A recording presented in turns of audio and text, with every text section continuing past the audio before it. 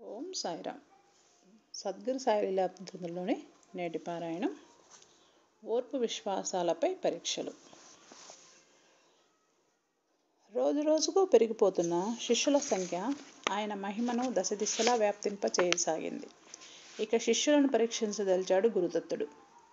అందరూ చూస్తుండగానే ఒక జలాశయంలోకి దిగి జలస్తంభన విద్యతో పైకి రాకుండా అందులోనే ఉండిపోయాడు. శిష్యులంతా తీరంలో నిలబడి ఎదురు చూడసాగారు. 100 సంవత్సరములు గడిచినట్లయింది. ఆయన రాలేదు. కొందరు శిష్యులు ఇంకా ఉండలేకపోయారు. ఈయన ఎప్పటికి వస్తాడు, ఎప్పుడు ఉపదేశమిస్తాడు అనుకున్నారు.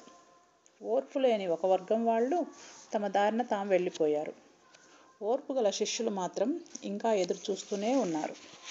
హఠాత్తుగా గురుదత్తుడు జలాశయంలోంచి బయటికి వచ్చాడు. అందరూ ఆశ్చర్యపోయేలాగా ఆయన ఒక త్రాగుబోతుగాను, వ్యభిచారిగాను దర్శనమిచ్చాడు.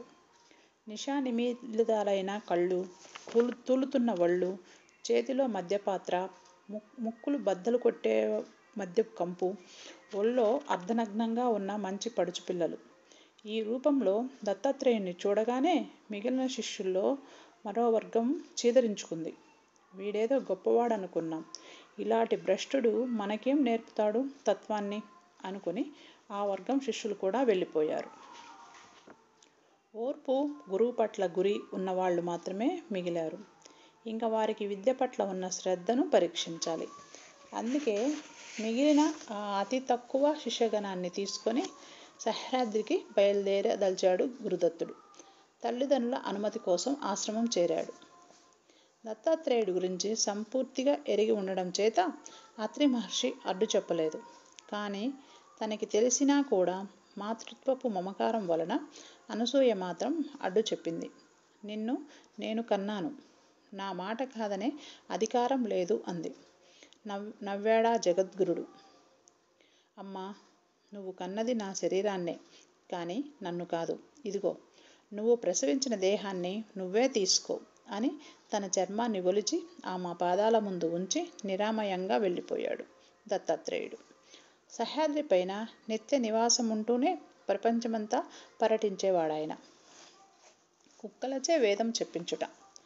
అనంతర కాలంలో యదురాజుకు, అలర్కునకు, సుబ్రహ్మణ్యేశ్వర స్వామికి, కార్తవీర్యార్జునులకు, పరశురామునికి ఇలా ఒకరేమిటి, ఎందరికో జ్ఞానోపదేశం చేశాడు.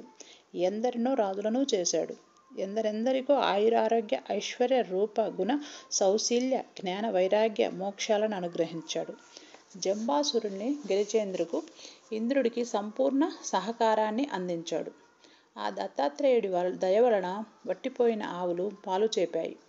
వంద్యులు సంతానవంతులయ్యారు. మూర్ఖులు మేధావులయ్యారు. దరిద్రులు ధనికులయ్యారు. ధనికులు రాజులయ్యారు. రాజులు చక్రవర్తులయ్యారు. ఆయన లీలలు ఎంత చెప్పినా తనివి తీరవు.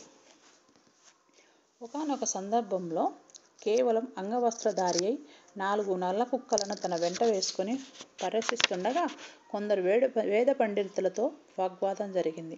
అప్పుడు వాళ్ళ సంభాషణ ఇలా సాగింది. పండితులు: కర్మం బ్రహ్మన్, నీకేం తెలుసు? దత్తాత్రేయుడు: పోనీ మీరు చెప్పండి. పండితులు: ఓంకారమే బ్రహ్మం, నిత్యం, నైమిత్తికం అని కర్మ 2 రకాలు. దత్తాత్రేయుడు: అయితే కర్మ చేయాలన్నమాట. సరే, కానీ ఎవరు చెయ్యాలి? శరీరమా, ఆత్మ? పండితులు: అవన్నీ వేదాల్లో ఉన్నాయి. దత్తాత్రేయుడు: అయితే ఆ వేదాలనే చెప్పండి. పండితులు: నీకు వేదం వినే అర్హత లేదు. దత్తాత్రేయుడు: అయితే మీరే వినండి.